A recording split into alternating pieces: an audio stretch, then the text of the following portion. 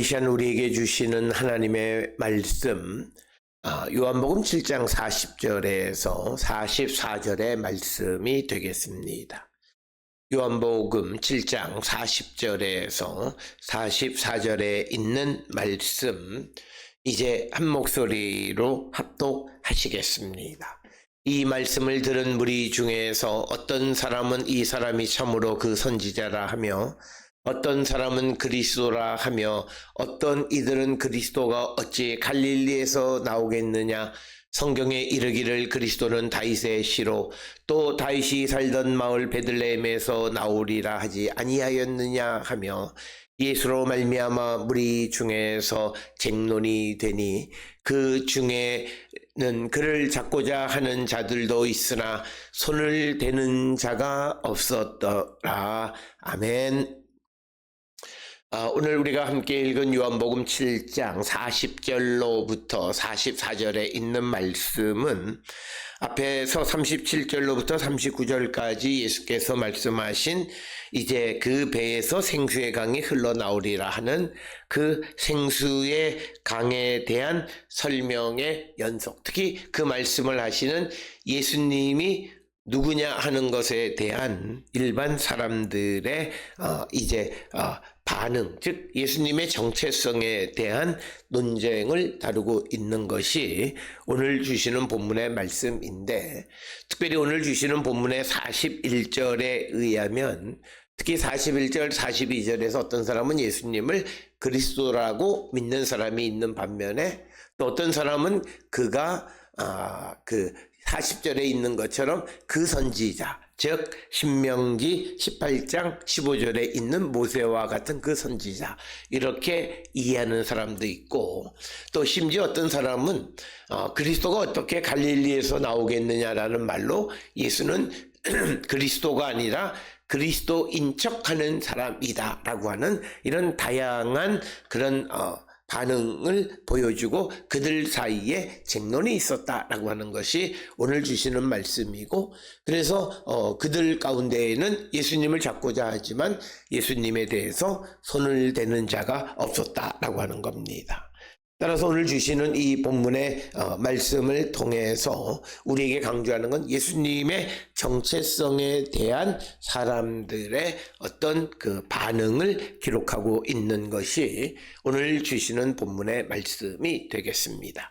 특별히 오늘 주시는 40절의 말씀을 살펴보면 이 말씀을 들은 무리 중에서 어떤 사람은 이 사람이 참으로 그 선지자라 하며, 그래서 오늘 주시는 본문에서 40절에 이 말씀이라고 하는 것은 아마도 예수님께서 명절, 즉 초막절에 행하신 모든 말씀으로 요한복음 7장 14절로부터 38절에서 예수께서 행하신 말씀, 그 말씀을 들은 무리들 중에서 일부, 어떤 사람, 여기서 말하는 어떤 사람은 일부는 이 사람이, 즉 예수님이 참으로 그 선지자다. 여기서 말하는 그 선지자라고 하는 것은 신명기 18장 15절에 주 너희 하나님께서 너희를 위하여 너희 형제 중에서 나와 같은 선지자 하나를 세우시리라. 바로 그 모세와 같은 선지자라고 하는 신명기 18장 15절에서 말씀하시는 그 선지자가 바로 예수님이다. 이렇게 예수님에 대해서 인정하는 사람이 있었다라고 하는 것이 오늘 주시는 그런 말씀이 되겠습니다.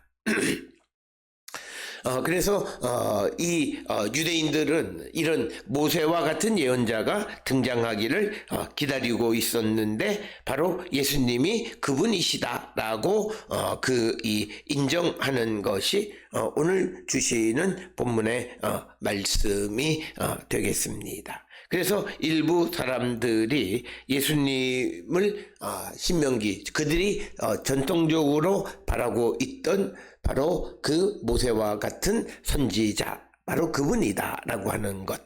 그래서 그 유대인들은 메시아와 달리 위대한 선지자의 출현을 기대하고 있었고, 그래서 예수님은 메시아라기보다는 바로 예수님은 그 위대한 선지자시다라고 이해하는 사람들이 있었다라고 하는 것을 우리에게 보여주는 그런 말씀이 되겠습니다. 그러자 41절 42절에서는 또 다른 사람들의 예수님에 대한 반응을 설명합니다. 특별히 41절에서 이제 어떤 사람은 그리스도라 하며 어떤 이들은 그리스도가 어찌 갈릴리에서 나오겠느냐. 42절에 성경에 이르기를 그리스도는 다윗의 씨로 또 다윗이 살던 마을 베들레헴에서 나오리라 하지 아니하였느냐.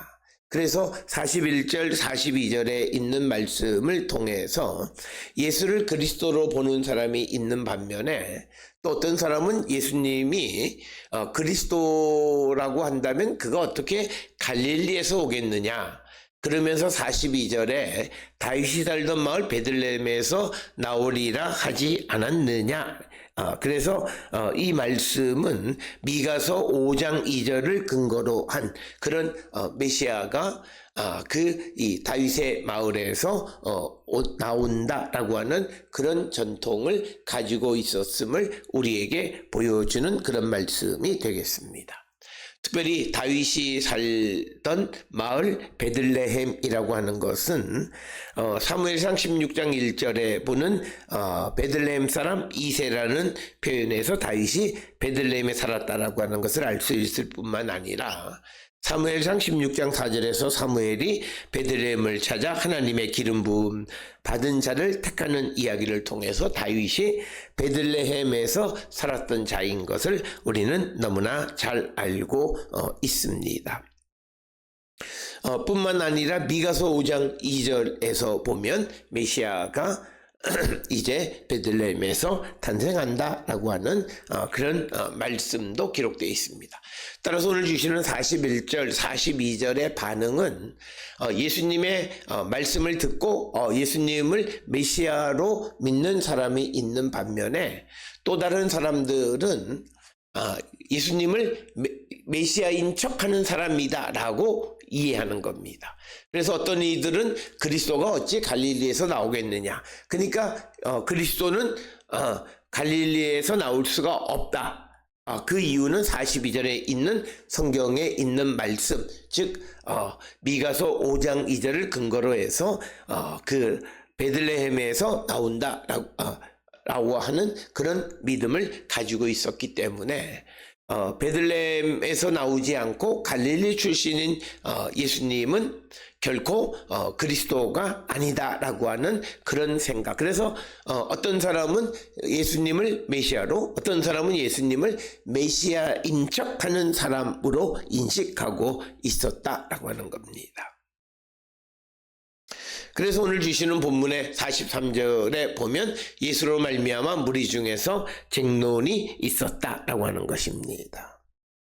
그러니까 서로 상반된 견해, 예수님에 대해서 그 선지자, 즉 구약 신명기 18장 15절에서 말하는 그 선지자가 예수님, 그러니까 예수님을 메시아로 보지 않는 거고 41절에서는 메시아로 보는 사람도 있고 그리고 어떤 이들은 예수님이 만약 메시아라면 그가 어떻게 갈릴리에서 오겠느냐. 그래서 예수님을 메시아인 척하는 사람이다 라고 하는 이런 크게 세 가지 방향으로 이해하는 다양한 견해들이 있었고 이들 사이에 어떤 쟁론이 있었다라고 하는 것이 오늘 우리에게 주시는 거고 그래서 오늘 주시는 본문의 말씀은 예수님이 이 땅에 오신 것으로 말미암아 평안을 주기도 하지만 때로는 갈등도 주시는 분이다. 이 갈등은 예수님의 정체성, 예수님의 말씀, 이것에 대한 믿음에 따라서 그것이 결정되어짐을 우리에게 보여주는 그런 말씀이 되겠습니다.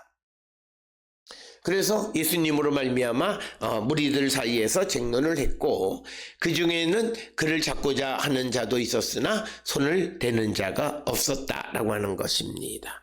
특별히 우리가 앞에서 보았던 32절에서 이제 대제사장들과 바리새인들이 예수님을 잡으러 아랫사람 즉 성전 경찰을 보내는 이야기를 통해서 예수를 잡고자 하지만 그러나 손을 대는 자가 없었다라고 하는 것은 어떤 그들이 예수님을 잡으려 하는 그 시도가 실패한 것은 이것이 하나님의 계획대로 아직 하나님의 시간표가 되지 않았기 때문이다 라고 하는 것을 우리에게 분명하게 가르쳐 주고 있습니다.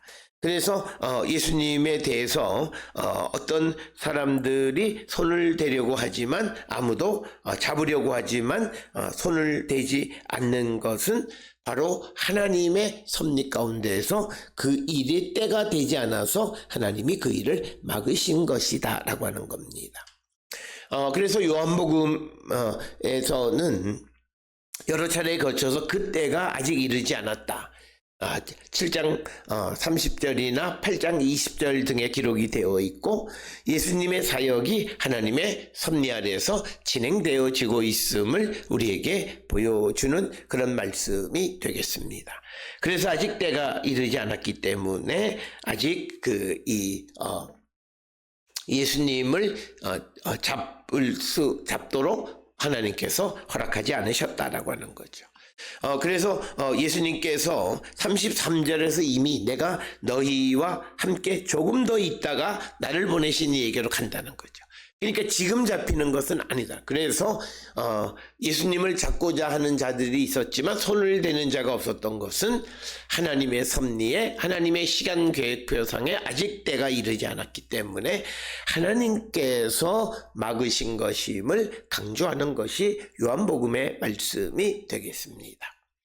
그래서 오늘 우리가 주시는 이 본문의 말씀을 통해서 우리가 한 가지 꼭 기억을 하셔야 되는 것은 이제 예수님에 대해서 예수님이 말씀하시는 것에 대해서 사람들이 오해하거나 믿지 못하는 가장 큰 이유 중 하나는 이것이 자기들의 경험적 편견에 사로잡혀 있기 때문입니다. 사람은 자기 경험에 지배를 받기는 하지만 그러나 그것이 일정 부분 편견이라고 하는 사실도 인정을 해야만 합니다. 내가 무엇을 접촉했거나 내가 배웠거나 하면 내가 배운 부분만, 그래서 내가 아는 것, 내가 경험한 것, 내가 갖고 있는 지식은 그것에 관한 전부가 아니라 일부에 관한 편견이다라고 하는 겁니다. 특별히 오늘 주시는 본문의 말씀에서 41절에 어떤 이들이 그리스도가 어찌 갈릴리에서 나오겠느냐 그러면서 다윗이 살던 마을 베들레헴에서 나오리라 하지 아니하였느냐. 그렇지만 우리가 복음서를 통해서 보면 예수님께서는 탄생은 베들레헴에서 하셨고 그리고 예수님이 자라기는 나사렛에서 자라신 것이기 때문에 그들이 알고 있는 베들레헴에서 메시아가 나온다라고 하는 그 요건을 충족시키는 분이라는 거예요. 그러나 오늘 주시는 이 본문의 말씀에서는 그들이 현재 예수를 갈릴리 사람 예수라고 하는 말로 말미암아 베들레헴 출신이라는 것을 알지 못하는 그것을 그의 경험적 한계로 말미암아 예수님에 대해서 오해를 하게 되어진다라고 하는 겁니다. 그래서 우리는 내가 아는 경험이나 내가 아는 지식이나 내가 체험한 것이 전부가 아니라 부분이라고 하는 것을 인정하고 또 다른 사람들의 경험과 지식에 대한 것들을 인정하려고 하는 그런 자세가 있어야 한다라고 하는 것을 우리에게 보여주면서 특별히 우리가 예수의 말씀과 예수님을 메시아로 인정하고 잘 영접하고 믿을 수 있으려면 우리의 과거의 경험 그리고 편견을 버려야 한다라고 하는 거죠. 특별히 이 예수님에 대해서 이 무리들은 예수님에 대해서 자기들이 직접 들은 말씀도 있기는 하지만 많은 경우에는 들은 이야기들이 많습니다. 특별히 이 예루살렘 주민들은, 그리고 다른 지역에서 순례 와서 지금 이 자리에 있는 사람들은 지금 예수님께서 예루살렘 성전에서 하시는 그 말씀만 들어요. 갈릴리에서 평소에 말씀하셨던 내용이나 이런 것들에 대해서는 그들이 듣는 것도 있고 듣지 못하는 것도, 제한적이고 부분적이고 한계성 속에서 그들이 예수님에 대해서 인식하고 있다라고 하는 겁니다. 그런 가운데에서 거기에 사로잡혀 있으면 그들이 예수가 지금 하시는 진리의 말씀, 그것을 통해 예수가 누구이시고 하나님의 보내심을 받았다라고 하는 예수의 말씀에 대한 믿음을 갖지 못하고, 특별히 그들이 어떻게 갈릴리에서 선한 것이 나올 수 있겠느냐라고 하는 그들의 경험적 지식에 의해서 예수님을 메시아로 조금도 생각하지 않으려고 하는, 그래서 예수님에 대해서 오해하고, 그래서 소문에 의해서 판단하고, 그래서 예수를 영접하지 못하는 모습을 우리에게 보여주는 것이 오늘 주시는 말씀이고, 이런 모습은 우리의 믿음도 마찬가지입니다. 특별히 우리의 믿음이 예수 그리스도에 대한 말씀에 근거한 믿음이어야 합니다. 예수 그리스도의 말씀에 근거한 믿음이 아니라 다른 사람들로부터 들은 이야기, 즉 우리가 들은 이야기는 설교를 통해서 예수에 대해서 아는 것도, 이것도 역시 부분적 인식일 수 있습니다. 그래서 우리에게 중요한 것은 내가 성경을 분명히 성경을 통해서 성경 속에서 살아계시는 주님과 하나님을 만나는 사람들이 되어야 한다라고 하는 겁니다. 그렇게 되어야 예수님을 정말 예수님으로 우리가 영접할 수 있고, 예수님에 대해서 오해하지 않고 자기의 인식의 한계 속에 예수님을 가둬두려는 그런 우를 범하지 않게 되어짐을 우리에게 가르쳐 줍니다.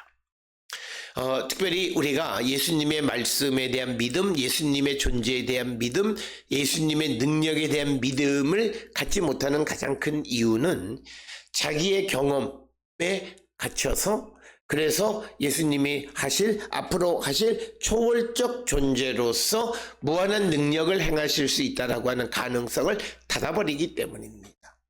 특별히 우리가 예수님에 대해서, 하나님의 아들이면서 사람의 아들이신 예수님에 대해서 많은 사람들이 하나님의 아들인 예수 그리스도를 믿으면 예수께서 행하시는 초월적 능력에 대한 믿음을 가질 수 있습니다.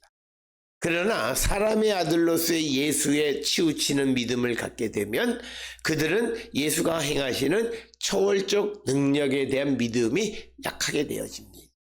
그렇기 때문에 우리의 믿음은 하나님의 아들인 동시에 사람의 아들인 예수 그리스도의, 우리가 흔히 신성과 인성을 공히 균등하게 가져서 우리의 신앙이 균형 있게, 그래서 예수께서 행하시는 모든 능력을 믿을 수 있는 그런 사람들이 되어야 한다라고 하는 것입니다. 그래서 우리가 이처럼 예수님에 대한 편견적 생각을 가지고 있는 사람은 하나님에 대한 이해도 편견적이고, 그런 사람은 함께 살아가는 사람에 대한 인식 또한 편견을 갖고 살아갑니다.